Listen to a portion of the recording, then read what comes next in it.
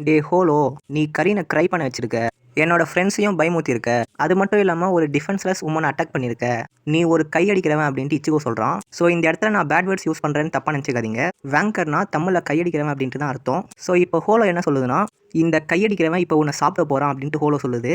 அங்க கட் பண்ணா சேட் அந்த பறவை குண்டை கையில வச்சுக்கிட்டு ஓடி வரான். சேட் இச்சிகோவை பார்த்துட்டு இங்க என்னாச்சு அப்படின்ட்டு கேட்கறான். அதுக்கு ருக்கியா சேட் அப்படின்ட்டு சொல்றா, நீ கரெக்டா டைமுக்கு வந்திருக்க. அந்த பறவைய சேஃபான இடத்துல ஹைட் பண்ணு அப்படின்ட்டு ருக்கியா சொல்றா. அதுக்கு சேட் என்ன சொல்றான்னா, புது பொண்ணே இச்சிகோக்கு என்னாச்சு அப்படின்ட்டு கேட்கறான். அதுக்கு ருக்கியா, கவலைப்படாத, இச்சிகோ டெமான்ஸோட ஃபைட் பண்ணிக்கிட்டு இருக்கான் அப்படின்ட்டு ருக்கியா சொல்றா. அங்க கட் பண்ணா இச்சிகோ அந்த குட்டி குட்டி ஹோலோவை வெட்டிக்கிட்டு இருக்கான். ஹோலோ என்ன சொல்லுதுன்னா, நல்ல ஐடியா, அதுங்க அட்டைப்பூச்சை துப்புறதுக்கு முன்னாடியே நீ வெட்டிடுற.